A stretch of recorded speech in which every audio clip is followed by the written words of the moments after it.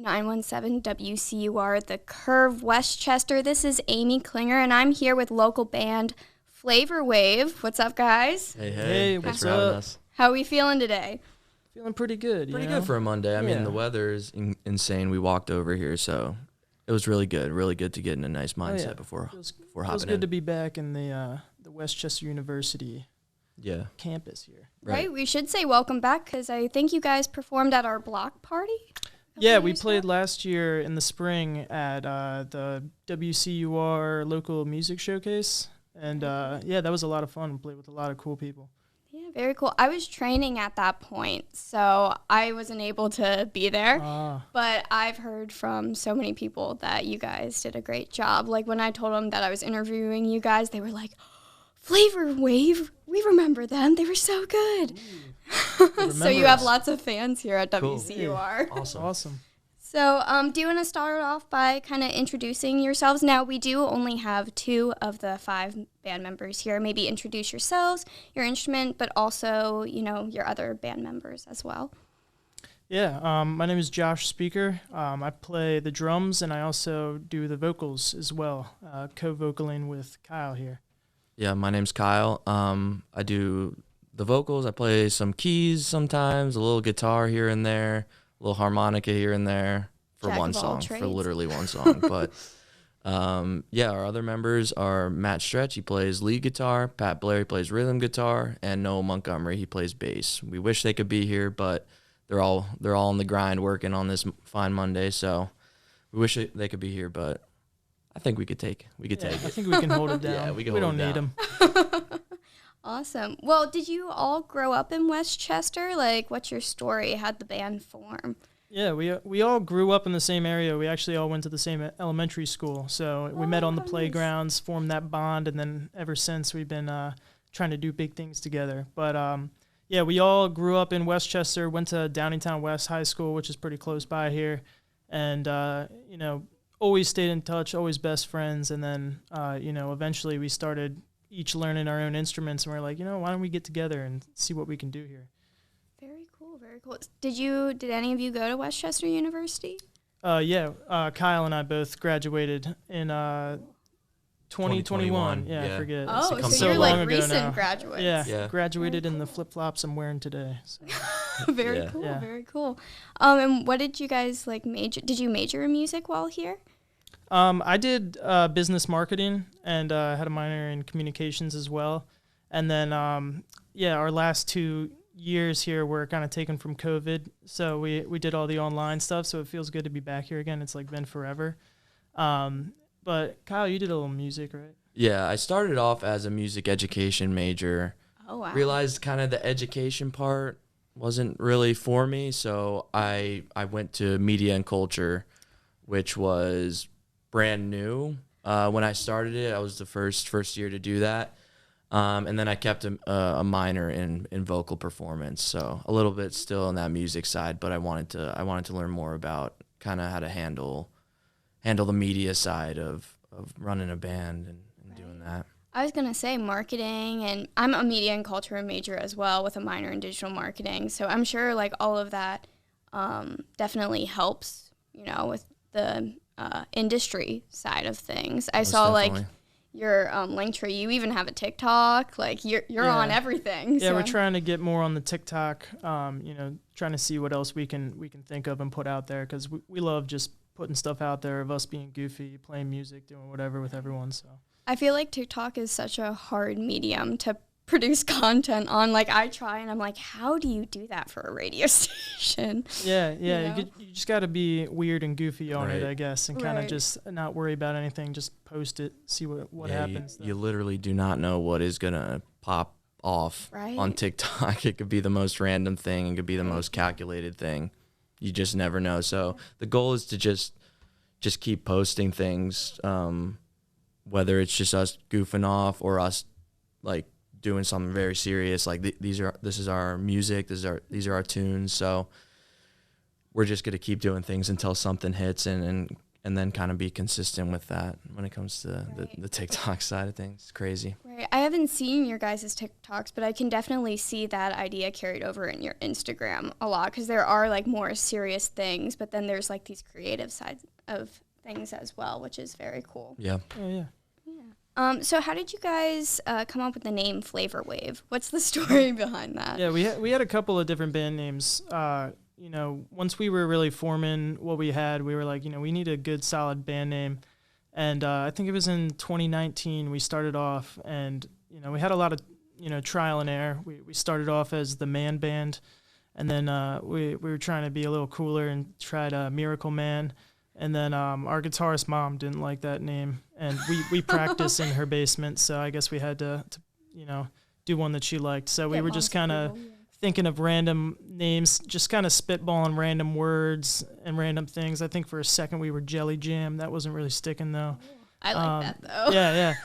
And then we were just saying words that sounded cool together, and we were like, Flavor Wave. And then we were like, ooh, that's kind of cool. We like that, you know. Kind of fits what we want to do. So yeah, it was also just that we were at a point where it was just like, all right, let's finally pick a name here. We had just been like, literally our text chains were just like everyone saying anything. Like, there is no process here to how we're gonna actually pick something. So it got to a point where like, all right, we really need to like figure out what we're gonna do, and I think that definitely was the best of the batch, and like looking back, it was. Yeah, it's stuck ever since. I think you know, it looks nice on a poster, you know, something Flavor Wave. Mm-hmm. I was gonna say your designs, even like on Instagram, are very cool, very eye catching, very colorful. Yeah. So did you draw inspiration from any bands or artists in particular?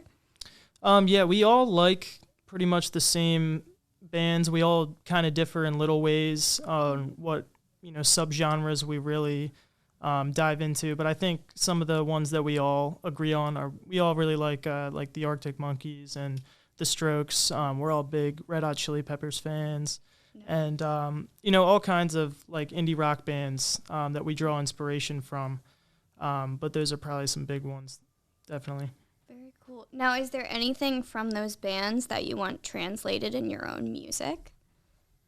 Yeah, I think like definitely some of the, you know, the Strokes are something that we draw a lot of inspiration from, because they have, you know, two guitarists. They have a 5-piece band just like us, so the way that they're able to kind of let each guitar shine, or they do their vocal harmonies and everything with the instruments, it's definitely something that we use a lot, and that we kind of dissect and study when we're making our own music. And you know, the Arctic Monkeys, I love how, you know, they're able to tell a story, or kind of, you know, the narrative that they write from.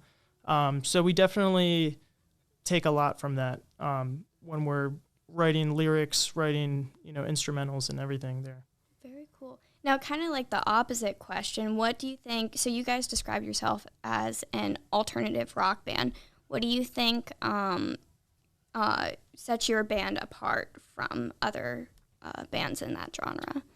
I think what sets us apart is the fact that we both sing lead. That's not something you really see too much, especially in alt rock or like indie rock or anything like that. We kind of split the time, and we're both confident in that. So I think that's a main thing.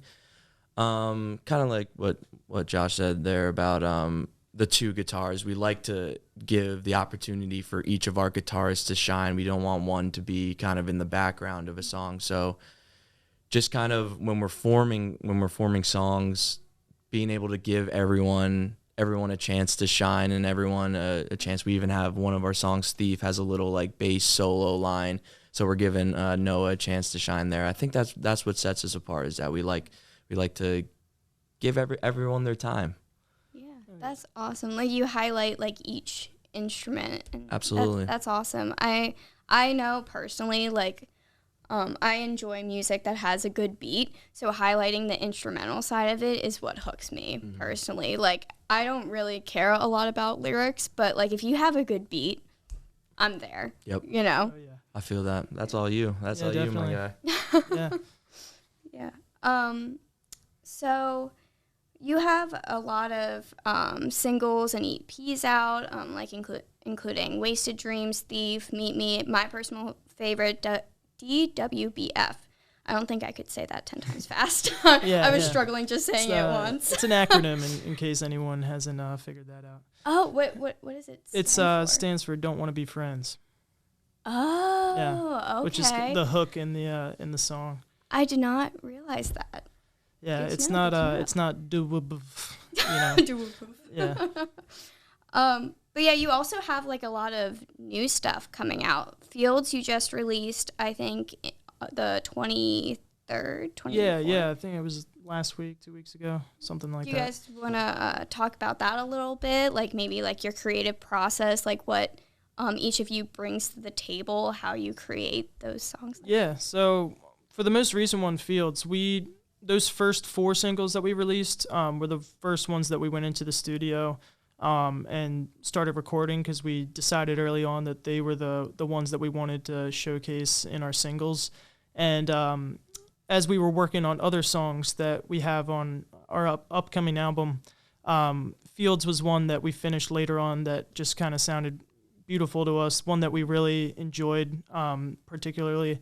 And it was one that we wanted to, send out there for one last push before the album, just to give people another taste of what it's going to be like.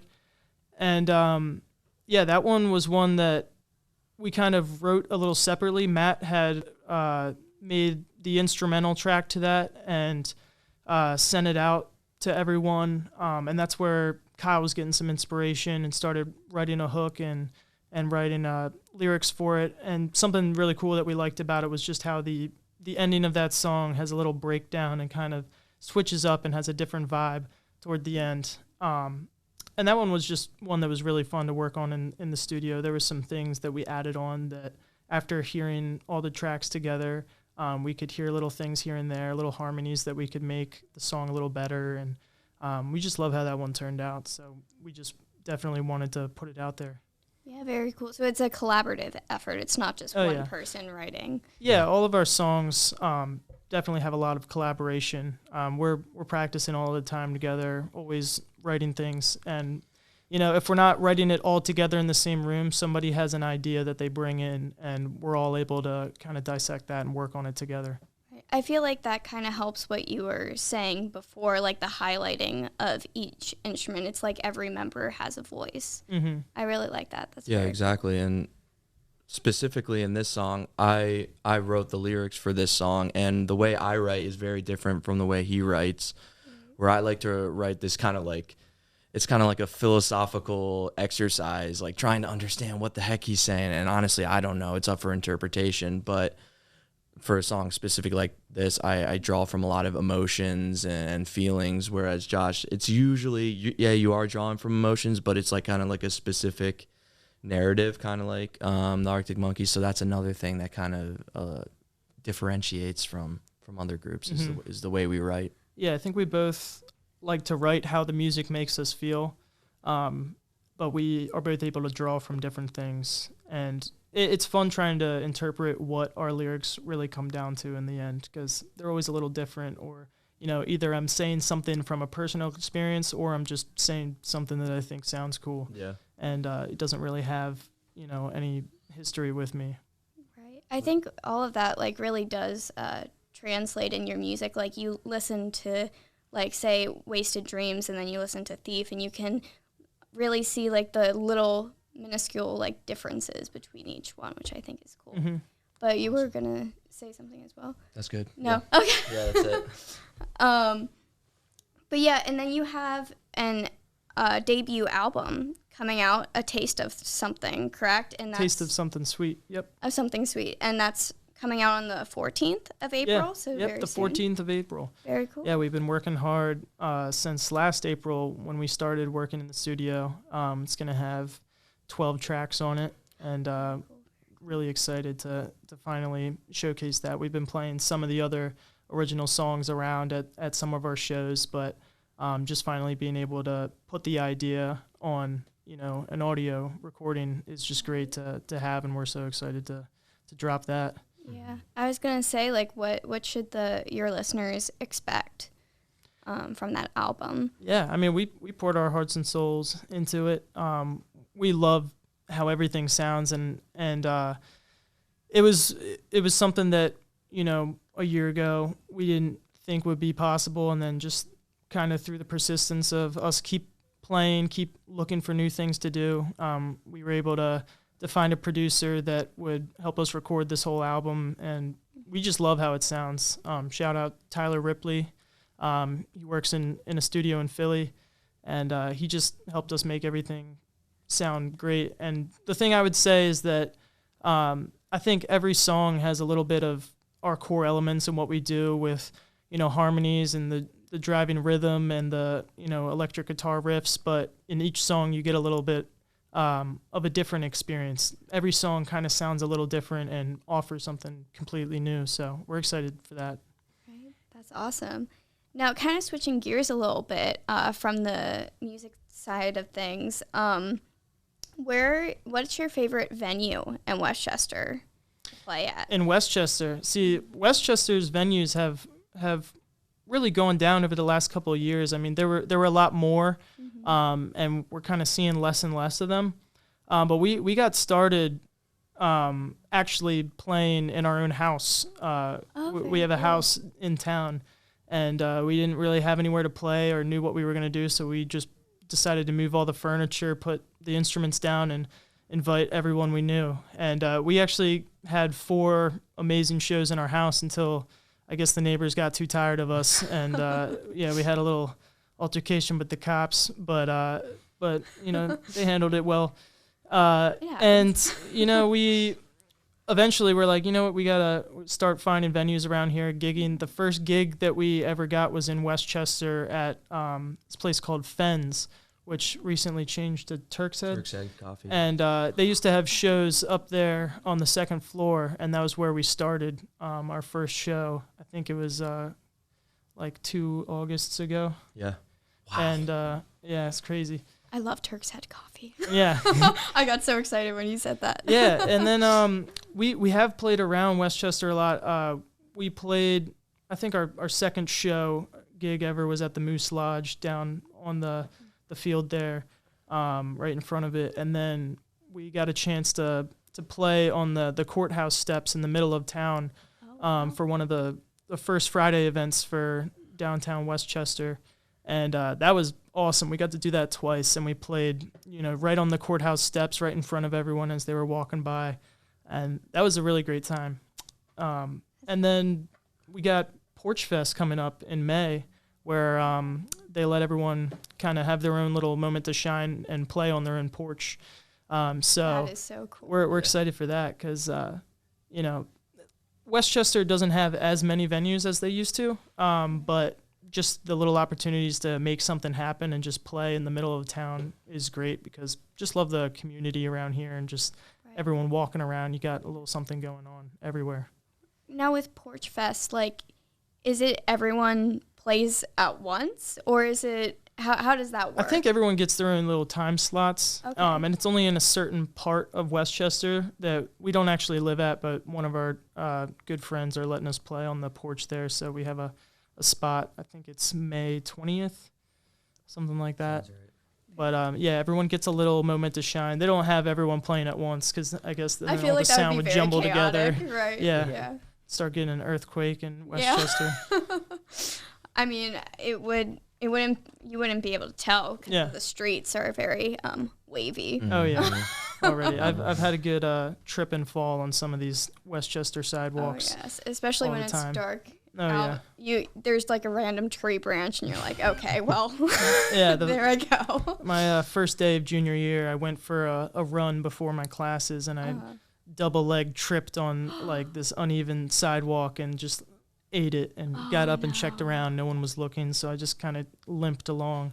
Right. No one saw. Yeah, it was a bad start to the school year there. But oh my gosh, that's funny.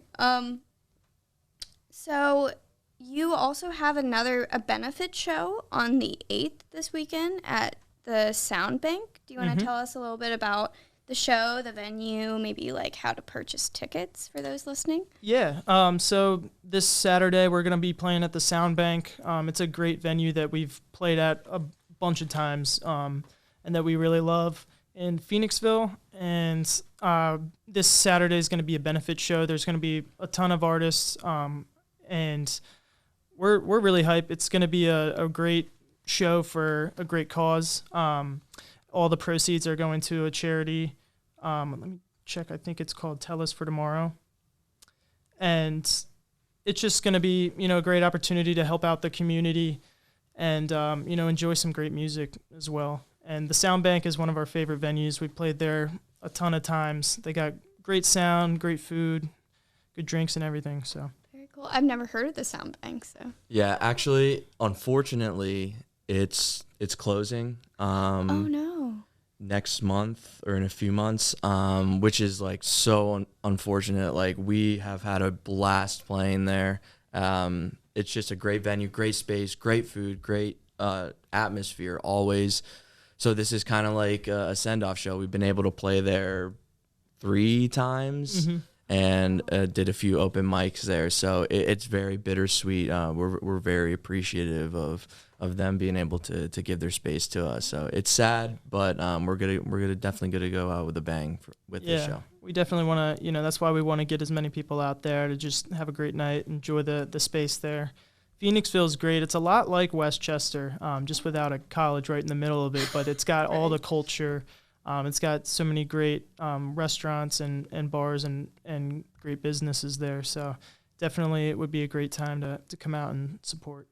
Right. I was going to say I've never been there. I'm going to have to go down definitely before check it out. closes. That's so sad that like so many places in Westchester are closing. I know I had a local artist who is also an alum from Westchester and Lazy Acres. I don't know if you heard of him. Sure. But he was saying that one of the venues that he loved that was torn down was a place called The Palace. I don't know if you I guys... think I've heard of that, yeah. He said that it was like this huge house and everyone would just... The band would be in the living room. There was like a pool. They even had a bouncer at one point, apparently. So legit, yeah. Yeah, so it's so sad to see like very cool places like that close down, especially when you're not of age yet and you. Yeah, right. You want to be able to experience it.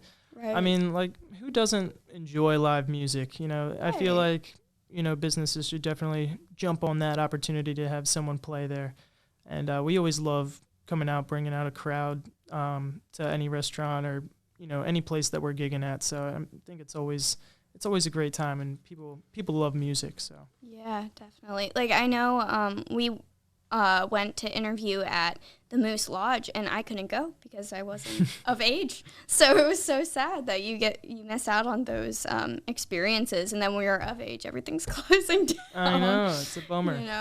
I have like 6 months left. It's so close. It's so close. So close yet so far. There'll still be some cool places left over for you. Yeah, absolutely. Yeah, definitely. Those were all the questions that I had for you guys. Is there anything else that you would like to share with the listeners? Anything you want to put out there? Any lingering thoughts that you want people to know? Yeah, just once again, debut album, A Taste of Something Sweet, coming out April 14th. We got a lot of great songs that we just can't wait to show everybody. Put a lot of hard work into it, and we're so excited. And this Saturday, Sound Bank benefit. It's going to be a great time, great cause, hopefully raising a lot of money to help out the community and having a great last send-off at the Sound Bank. Yeah, and for me, I just want to shout out Westchester University. Although the last few years were kind of dysfunctional with COVID, like seeing all the students here, I wish could have gotten another year to just have that on-campus life. But regardless of that, I had a great 4 years. I just want to shout out Dr. T I love Dr. T. for giving me he probably doesn't even know it, but he encouraged me to use my voice more, and gave me that drive to be able to do what I do now and be able to just continue to grow this band and with my brothers and just have fun and play music. Dr. T will be very happy to awesome. to hear Probably that. doesn't remember me, but shout out to him for sure, and all the media and culture teachers for represent. absolutely for just giving me that voice. Yeah, Yeah, I have 2 classes with him, the Philadelphia Media Experience and video production, and definitely like gained a lot of good experiences from those classes. So we appreciate the shout out. Yeah. Well, this has been Flavor Wave and Amy Klinger here on 91.7 WCUR Westchester. Thank you guys so much for coming out and answering our questions. I know you are definitely a favorite here at WCUR, so I think people will be very excited to listen in. This podcast will be up on YouTube by the end of the week, so we'll definitely tag you guys. And cool. Yeah. Awesome. Yeah, thank you so much, Amy. Appreciate it. And thank you all the listeners at WCUR. You guys rock. Oh, yeah, we love you, WCUR. Woohoo. We'll see you guys later.